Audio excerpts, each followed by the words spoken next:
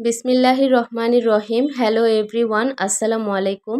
সবাই কেমন আছেন? আশা করছি আল্লাহর রহমতে সবাই খুব ভালো আছেন। আমরাও আলহামদুলিল্লাহ বেশ ভালো আছি। বরাবরের মতো আজও আরও একটি ডেইলি ব্লগ নিয়ে হাজির হয়েছি। আশা করছি পুরো ভিডিওটা জুড়ে থাকবেন, স্কিপ করা ছাড়া ফুল ভিডিওটি কন্টিনিউ করার চেষ্টা করবেন। কোথাও কোনো অংশ আপনাদের কাছে একটু হলেও ভালো লাগবে। আজকে একদম সকালে ঘুম থেকে ওঠার পর মুহূর্ত থেকেই ভিডিওটা শুরু করেছি। এই তো এখন ব্রাশ করছি। আমার প্রতিদিনের অভ্যাস, ব্রাশ করার সময় এরুম ওরুম একটু হেঁটে নেই। তো আমার শ্বশুর শাশুড়ি দুজনেই কিন্তু ঘুম থেকে উঠে গিয়েছে, মানে আমরা তিনজন এখন এই বাসার মধ্যে জাগনা আছি আর সবাই ঘুমাচ্ছে। আমার দুইটা ছোট বাবু, সেই সাথে আপনাদের ভাইয়া, তিনজনই ঘুমিয়ে আছে। আজকে বাবুর পরীক্ষা নেই, এ কারণে রিল্যাক্সে আমার সংসারের কাজগুলো করতে পারবো। যেদিন স্কুলে পরীক্ষা, মানে সেদিন আমার উপর দিয়ে যে কত বড় দখল যায় সেটা একমাত্র আমিই জানি।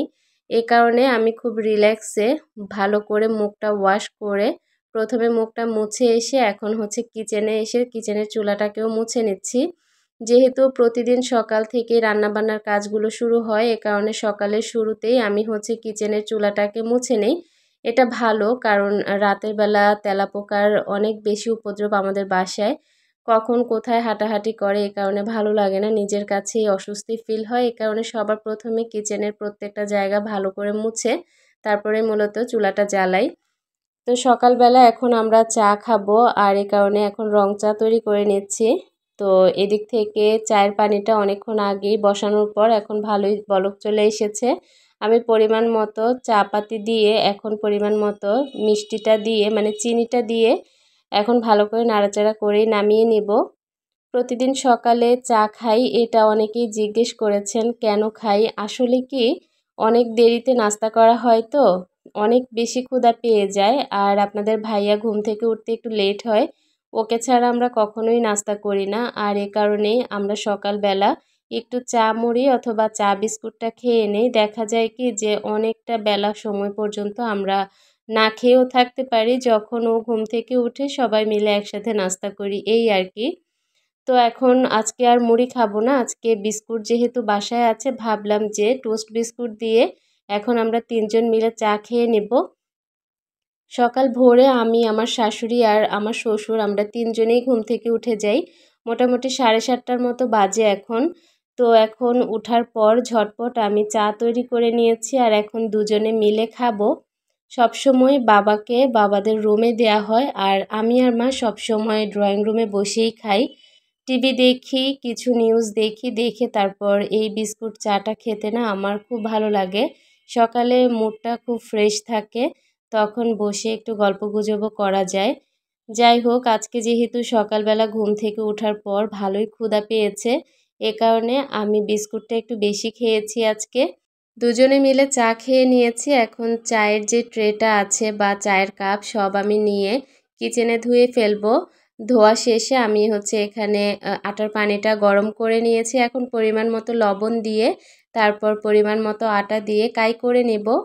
ভিডিওর এই পর্যায়ে আমার প্রিয় আপুদের কাছে ছোট্ট একটি রিকোয়েস্ট করতে চাই, যদি ভিডিওর কোনো অংশ আপনাদের কাছে একটু হলেও ভালো লাগে তাহলে প্লিজ আমার চ্যানেলটিকে সাবস্ক্রাইব করে আমার পাশে থেকে যাবেন। নিত্য নতুন ভিডিও পাওয়ার জন্য নোটিফিকেশন বেল আইকনের অল অপশনটি প্রেস করে দিবেন। এতে করে যখনই নিত্য নতুন ভিডিও আপলোড করব সবার আগে আপনাদের কাছে নোটিফিকেশন পৌঁছে যাবে। আপনারা চাইলে আমার সেই সকল ভিডিওগুলো দেখে নিতে পারেন। সবার প্রথমে আটাটাকে কাই করে নিয়েছি, আর সকালবেলা প্রতিদিন রুটি পরোটা তৈরি করতেই হয়। কার কার বাসায় এরকম আছে ছোট্ট একটি কমেন্ট করে জানাবেন। এটা কিন্তু খুবই ঝামেলার, আপনাদের ভাইয়া রুটি পরোটা ছাড়া সকালে কোনো নাস্তাই করতে চায় না। আর আমার কাছে ভালো লাগে সকালে একদিন ভাত খাবো, একদিন খিচুড়ি খাবো, একদিন অন্যরকম কিছু নাস্তা তৈরি করব, একদিন রুটি খাবো, একদিন পরোটা খাবো, তবে সে হচ্ছে শুধু রুটি পরোটাতেই আসক্ত। এ কারণে সকালবেলা প্রতিদিন এই নাস্তা তৈরি করতে করতে একদম নাজেহাল অবস্থা। যাই হোক, আমি কিন্তু অফ ক্যামেরাতে আলু কেটে তারপর পেঁয়াজ কাঁচামরিচ কেটে নিয়েছি। তারপর এখন চুলাতে বসিয়ে দিয়ে এসেছি আলু ভাজিটা। আর এখন হচ্ছে আমি ড্রয়িং রুমে চলে এসেছি। ড্রয়িং রুমের চাদরটা আজকে চেঞ্জ করব, যেহেতু কাজের খালা একটু আর্লি সকালে চলে আসে বাসায়। এ কারণে ভাবলাম যে কাজের ফাঁকে আমি হচ্ছে ড্রয়িং রুমের চাদরটা চেঞ্জ করে তারপর ভিজিয়ে রাখি। এতে করে দেখা যাবে খালা আসতে আসতে ভালো করে ভিজে গিয়েছে আর সে এসে সুন্দর ধুয়ে ফেলতে পারবে। আমার শাশুড়ি তো প্রতিদিনের মতো আজকেও রুটি বানাচ্ছে, তো ভাবলাম মা যেহেতু রুটি বানাচ্ছে আর চুলাতে আলু ভাজিটা রেখে এসেছি, আলু ভাজিটাও হচ্ছে, এদিক থেকে আমি আমার হাতের অন্য কাজটা সেরে নেই। যেমন এই যে এই চাদরটা চেঞ্জ করে নিচ্ছি। ড্রয়িং রুমের এই কর্নারের চাদরটা চেঞ্জ করতে আমার খুব বেশি ঝামেলা লাগে, কারণ জায়গাটা যেহেতু খুবই ছোট চিকন, এ কারণে এই চাদরটা বিছাতে আমার খুব ঝামেলা লাগে। আমি খুব শীঘ্রই এখানকার জন্য একটা খাট কিনে আনবো, যদিও খাটটা ছোট হবে, তারপরেও খুব শীঘ্রই আমি এখানের জন্য একটা সুন্দর খাট কিনে আনবো। যাই হোক, সিটিং এরিয়াটার চাদর বালিশের কভার সব চেঞ্জ করে সুন্দর করে টান টান করে বিছিয়ে প্রত্যেকটা কুশন বালিশ জায়গা মতো গুছিয়ে রেখেছি। ড্রয়িং রুমটাকেও ভালো করে ঝেড়ে পরিষ্কার করে নিয়েছি, আর এখন দেখতে পাচ্ছেন কতটা সুন্দর লাগছে। এরকম টিপটপ বাসা দেখতে কার না ভালো লাগে।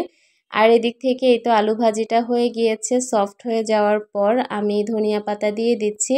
ধনিয়া পাতা কুচি করে তারপর দিয়ে দিলে দেখা যায় কি আলু ভাজির ফ্লেভারটা খুব ভালো আসে। তো এই তো আলু ভাজি হয়ে যাওয়ার পর আমার ঝামেলা অনেকটাই কমে গিয়েছে। যখন আপনাদের ভাইয়া ঘুম থেকে উঠবে সবার জন্য রুটি বানিয়ে নিলে ভেজে নিলেই হয়ে যাবে। তো এদিক থেকে মনে হলো যে আজকে যেহেতু চাদর ধোয়াবো, এই যে কিচেনের যে তাওয়ালটা সেই সাথে বেসিন এরিয়ার তাওয়ালটাও ভিজিয়ে দেই। তো আমি এখানে পরিমাণ মতো পানি সাবানের গুঁড়ো গুলিয়ে তারপর এখন হচ্ছে চাদরগুলো ভিজিয়ে রাখবো। কাজের খালা যখন আসে সে যদি দেখে যে কাপড় ভিজানো নেই সে খুব বিরক্ত হয়। আর মানুষের বিরক্তি জিনিসটা আমি একদম অপছন্দ করি। মানে আমার কাছে ভালো লাগে না কেউ একটু মন খারাপ করে একটা কথা বলবে, এগুলো আমি একদম পছন্দ করি না। তো যাই হোক, আমি হচ্ছে খুব ঝটপট ভিজিয়ে এসেছি আর ঘরের অনেকগুলো পাপোশও ধোয়াবো আজকে। পাশে যেহেতু অনেকগুলো পাপোশ আছে, দেখা যায় কি রোড সাইডে বাসা হওয়ার কারণে কয়েকদিন পর পরই এগুলো ধুতে হয়, অতিরিক্ত ধুলাবালি জমে যায়। এ কারণে আজকে ভাবলাম যে কয়েকটা পাপোশ দিয়ে দিই আর চাদরগুলোও ধুয়ে ফেলি। আরও টুকটাক কিছু কাপড় আছে সেগুলোও ধোয়াবো। কাপড়গুলো ভিজিয়ে এসেছি আর এর মধ্যে আপনাদের ভাইয়াকে অফ ক্যামেরাতে নাস্তা করিয়ে দোকানে পাঠিয়েছি। বাসার সবার নাস্তা করা শেষ, আমি বাকি ছিলাম। আমিও 1 কাপ চা বানিয়ে তারপর সকালের নাস্তা আলু ভাজি আর রুটি করে নিয়েছি। আমি সকালে যদিও রং চা খেয়েছি আর দুধ চা খাই হচ্ছে একদম নাস্তা করে তার সাথে সাথেই, মানে নাস্তার সাথে 1 কাপ দুধ চা খেতে আমি পছন্দ করি। তবে সকাল ভোরে 1 কাপ রং চা খাই, দেখা যাবে রান্না করতে করতে আরেক কাপ চা খাওয়া হয়ে যাবে। আবার বিকেল সন্ধ্যায় 1 কাপ 2 কাপ খাবো, এই আর কি, প্রতিদিন চলতে থাকে এরকম। তো যাই হোক, আমি হচ্ছে চা নাস্তা করে এখন চলে এসেছি বেডরুমে। বেডরুমের বেডটাকেও চেঞ্জ করে নিয়েছি। বেড কভারটা চেঞ্জ করে আমি কিন্তু খালাকে দিয়ে ধোয়ানোর জন্য ভিজিয়ে রেখেছি। আর এদিক থেকে ভালো একটা চাদর, ধোয়া একটা চাদর বিছিয়েছি, যদিও চাদরটা একদম নষ্ট হয়ে গিয়েছে, কালার ডিসকালার হয়ে গিয়েছে, তারপরেও যেহেতু শক্ত আছে ভাবলাম যে কয়েকটা দিন বিছিয়ে তারপর ফেলে দিব। তো এই তো এখন চাদরটা বিছানোর পর বেলকনিতে অনেকগুলো কাপড় জমেছিল, কাপড়গুলোকেও গুছিয়ে নিচ্ছি, গুছিয়ে জায়গা মতো রেখে দিচ্ছি। আমার একজন প্রিয় আপুর প্রশ্ন ছিল আমার বেডরুমটা যেহেতু অনেকটাই ছোট, হাঁটাহাঁটি করতে গিয়ে অনেক সমস্যা হয় কিনা। আসলে সমস্যা তো সব কিছুতেই হয়, তারপরেও মানিয়ে নিতে হয়, কিছুই করার নেই। আমার যেহেতু জায়গা কম ছিল এই কারণে আমার রুমের সাইজগুলোও ছোট হয়েছে। আপনাদের ভাইয়া নিচে ডেকে নিয়ে আমাকে একটা সারপ্রাইজ দিল, এই যে আমার জন্য একটা ঝুলঝাড়ু কিনে এনেছে। মানে আমার কাছে দেখে খুব ভালো লাগছিল, কারণ আমি তার দোকানেরটা এনে তারপর আমার ঝুলগুলো ঝাড়তাম, ফার্নিচার পরিষ্কার করতাম, তবে তার কাছে এটা ভালো লাগেনি, তাই সে আমার জন্য একটা নীল কালার নিয়ে এসেছে। নিয়ে এসে তারপর আমাকে ফোন দিল যে নিচে আসো, দেখে তো আমি খুব খুশি হয়েছি। যাই হোক, বেডরুমটা যেহেতু গুছিয়েছি ভাবলাম যে বেডরুমটা ঝাড়ু দিয়ে ফেলি। বেলকনিটা প্রতিদিন আমি বেডরুমের সাথে ঝাড়ু দিয়ে ফেলি, আজকেও তার ব্যতিক্রম না। বেলকনিটা ঝাড়ু দিয়ে তারপর আমি আমার বেডরুমটা ঝাড়ু দিয়ে ময়লাটা উঠিয়ে নিচ্ছি। আর এখন কাজকর্ম মানে মোটামুটি শেষ, ঘর সংসারের কাজ, তবে রান্নাবান্না এখন শুরু করব। তার আগে ভাবলাম যেহেতু গরম একটু লবণ আর মরিচ মাখা দিয়ে আম খেয়ে নেই, ভালো লাগবে খেতে। আজকের ভিডিওর একদম শেষ প্রান্তে চলে এসেছি, জানি না কার কাছে কেমন লাগবে, যদি ভালো লাগে তাহলে অবশ্যই একটা কমেন্ট করে জানিয়ে দিবেন আজকে আপনার কাছে আমার ব্লগটা কেমন লেগেছে। আম মাখা খেতে খেতে আজকের ভিডিও থেকে বিদায় নিচ্ছি। সবাই ভালো থাকবেন, সুস্থ থাকবেন। আল্লাহ হাফেজ।